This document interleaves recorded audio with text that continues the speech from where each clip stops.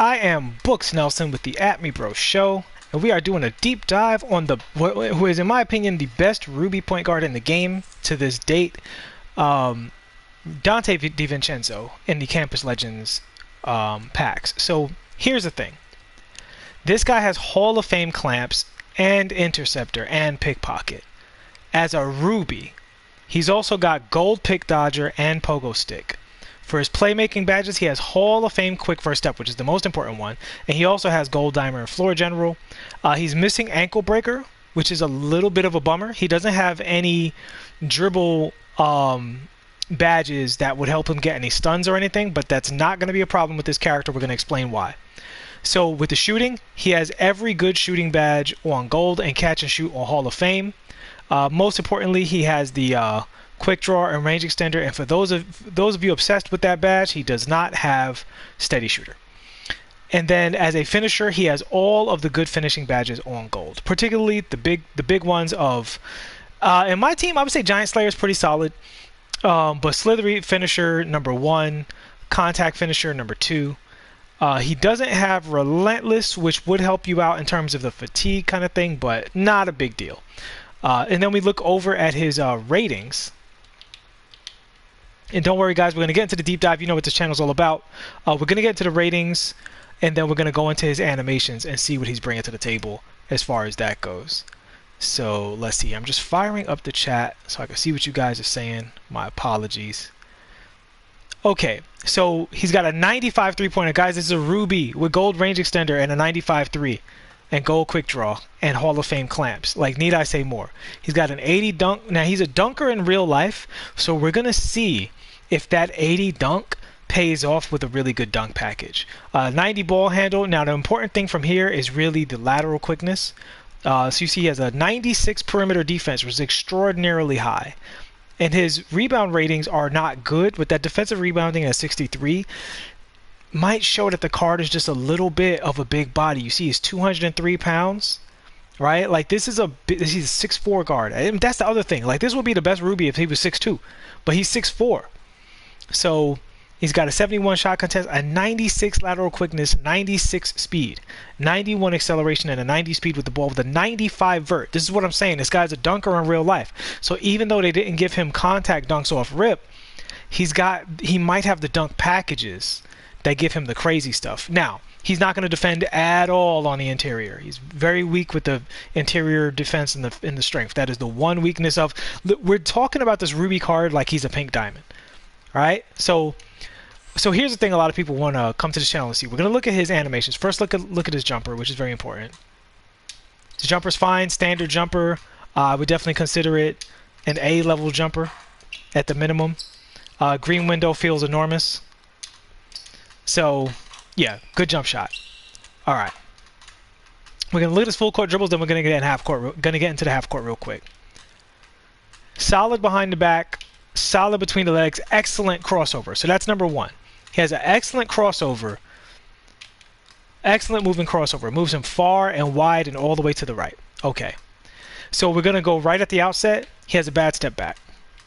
Pretty bad step back. The dots appear before the animation occurs, which means you can get stripped if somebody's mashing square, which means you probably should never do his step back. Okay, is that a big minus? Yes, it is. However, there's more to get to with this card. All right, so that's what his behind the back looks like in the half court. Again, not going to be a strong move for you.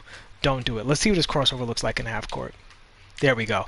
So we see there in the half court, his between the legs crossover is very, very usable off the dribble. Combo it right after. You can either go crossover or between the legs, and that's already going to be useful, right? Show you again. You can go between the legs right after a behind the back dribble, and I'm going to show you another combo you can use with this character to get that off with. Boom. That's another very, very strong combo. And if you don't know, when people are hugging up on you and playing up on you too close, this combo will sometimes slide them behind you. And so you can get a jumper or a dunk off of that. So that's a very, very good animation for him to have. That between the legs, that half spin between the legs combo or behind the back between the legs combo. Very, very strong. And here's the thing that totally saves this guy. Pro 3 hezzy, baby. Pro 3 hezzy. Side switch, crazy.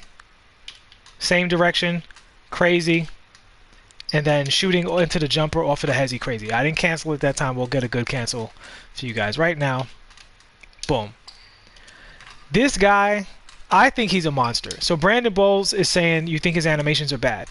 It's the same thing like I said about LeBron James. Just because you have bad animations doesn't mean your animations are bad. It just means that you are limited to your good animations. Some characters, like, say, Alex Caruso, Lance Stevenson, Gerald Wallace, there's a few guys out there that have, like, every good animation almost. But he doesn't have every good animation, but he has enough good animations that you can play a game plan with him. Right?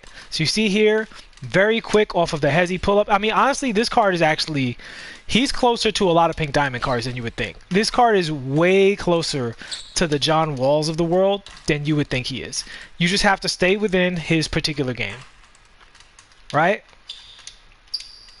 So that's going to be really strong for him. You just got to get the timing of that. You see I'm just doing it here as I'm like discussing the card. But so he has behind the back. So that's good. They've buffed that move, by the way, guys. It's not what it used to be. It's not flying you across the screen like before. But it is a good move. It is a very good move. The only thing is he has very slow, his size up package is very slow, right? So all of his little dribbles like this are not good. So you want to stay away from those. I'm trying to see if he has any good combos. Yeah, so the behind the back is the best one. If you're trying to do this combo, if you're trying to do this combo here, the behind the back is the closest you get, but it's not super strong with him. That's not his game. His game... let's see his shooters behind the back real quick. Yeah, he doesn't have the best standstill behind the back either. So his game is really going to be flying around the perimeter with the Pro 1 hesitation. And you read your opponent, and if you see they're playing you too much, you can side switch. And with him, you're going to be able to dunk. We're going to look at those dunk animations in a second. And if they're dragging behind you, you can pull up into the hezzy. Hezzy into the pull-up, I should say. Boom. And if they're chasing you and you're not sure what they're doing, you can just hezzy repeatedly to get a read on them. And then use the appropriate counter at the time that you want. He can also do the behind the back behind screen. So for this character, it would be greatly advantageous to learn the behind the back with him so that you can figure out which ones you want to do. And he's also got access to the misdirection, as you can see there. So you basically between the legs one direction and then between the legs the other way, zigzag them. You can do that around screens. So if you play within his game, and then of course you've got the half spin into the between the legs, get you into that dunk package. If you play within his game, he's going to be excellent for you. You just have to play within his game. And he does have a good crossover dribble. So once he gets going, you know, it's a little, there's a delay before he does it, but it moves him so far to the right that it opens up other opportunities. So between that and his between the legs, you have options with what you want to go with. You can really get around with this character. All right, let's look at his leaner, and then we're going to look at his dunk packages. Straight up and down leaner. Guys, I think this card is very good. If you, I mean, I hate to say it, but if you're an overall cheeser, this guy's a gift from the 2K gods, because you're basically getting the same production you would get out of most of the diamond point guards, except he has Hall of Fame clamps, not gold clamps. Like, wow. Thanks, Resilient. I appreciate it. Thank you so much. Try to speak clearly for you guys, so you guys hear me loud and clear. All right, so let's look at his layups. Oh, he's got a good layup package too, Brandon. He's got some bad animations, but he's got some great animations. He has an elite layup package, dude. It looks like they gave him long athlete, maybe? Looks like he has long athlete. Got the cradle layup. The good thing about this cradle layup is it protects you against contact, okay? Not something you want to use all the time. Oh, he's got a glitchy Euro step. That's lovely. All right, so let's look at him off of the triple threat. Okay, out of the triple threat. He doesn't have the best triple threat sig. Let's try another one. Very explosive out of the jab step going to the same side. I highly recommend you throw that into your game. When you call for a screen and you're using that move, that can be the move that really gets you you know, get you free. He said you don't even know doing you don't know all of the moves. Yeah, that's why I do these vids, man, because sometimes you got to go through the whole arsenal to figure out where the biggest gun is. You know what I mean? Sometimes you got to dig deep into that arsenal to figure out what the character can really do. Oh, a nice little dribble there. That was actually solid. Okay, so let's see what else. All right, so now we're gonna look at these dunk packages. Okay, he ran all the way up to the basket and dunked like it was his first time dunking. So we're going to try that from farther away. And he didn't dunk from over the free throw line. So I am feeling that 80 dunk rating for sure. You want to start your dunks from right there. All right, so that was his right hand dunk. Let's see his left hand dunk. And for those of you watching this video, if you're skeptical of me looking at the dunks like this, every dunk package isn't equally good from both sides. Some dunk packages are particularly strong going to one hand. He is a left-handed dunker by the looks of this dunk package. So if you're going up, you're going to want to ideally go up with the left hand. He'll have less gathers, he'll have faster dunks, you'll be more likely to make the dunks if you're going to his left hand, and his strongest dunks will probably be when the ball is already in his left hand. You see there, no gather. You know, the windup was all in the hands, but his legs never slowed down or anything. I'm going to look at a few more of his right-handed dunks, see if we get something better. You see that? He has the gather, and he didn't dunk. So I'm going to try to get a dunk out of him going to the right. Yeah, you see he doesn't jump very high off of that right-handed dunk. So he's a very left-handed dominant dunker. Let's see his double hand. So that's his double hand with the ball in his right hand. Let's see if it's stronger going to his left hand. Relatively the same. Super safe. All right, let's see the flashy with the ball in his right hand. Okay, the flashy is probably your best bet with Divincenzo if the ball is in your right hand. And let's check out his flashy with the ball in the left hand. And then that's his fastest dunk so far, right? Flashy, ball in the left hand. So he's a left-hand dominant dunker. Important. See, look at that. The ball was in his left hand. He by default switched it to the right. But that's what I'm talking about. So he's a really good dunker if you use flashy dunks with the ball in your left hand. He's actually very good. He goes down from there. So it goes in this order. Flashy with the ball in your left hand dominant dunks. And then from there, I would say maybe forward dunks. And the last thing you want to do is go up with the right hand with him, because he might give you a bad dunk animation if you go up with his right hand. Very nice hop dunk though with the right hand right there. So if you got the ball in the right hand, you want to lean on the hop dunks, look at where your opponent is, and make a judgment call based off of that. Hop dunks looking pretty good. Yeah, this Divincenzo card is amazing. I can't believe this is a ruby. I don't know how they got him to be a ruby. They must have just taken down all of the like irrelevant stats, because this guy's crazy. This guy's crazy. All right, let me read the chat real quick. Where's the killer cross? Now, his killer cross is going to be really bad because he has a bad between the legs. His between the legs is just way too slow. His regular dribbles are not strong enough. Let me see his.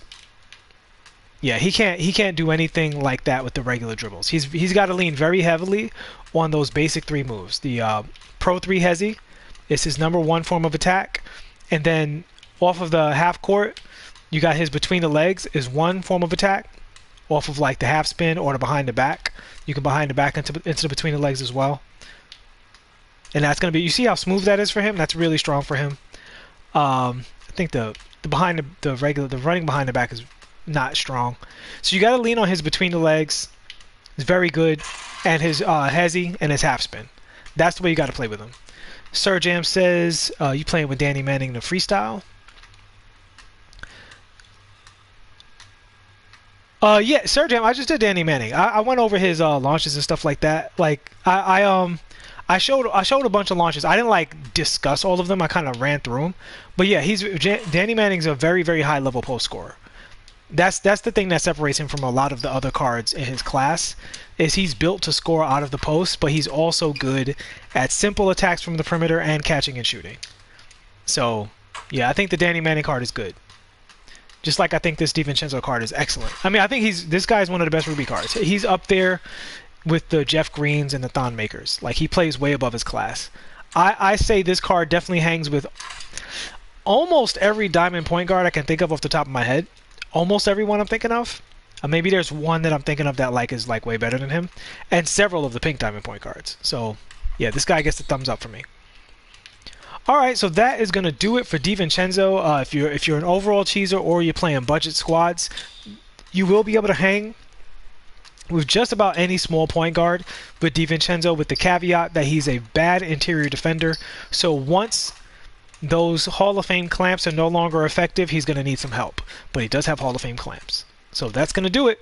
I hope you guys enjoyed this review, or should I say deep dive, and it gave you the kind of information that you would need to get the most out of Dante Divincenzo. I'll see you guys in the next one. Thank you for watching. Please like and subscribe, and peace.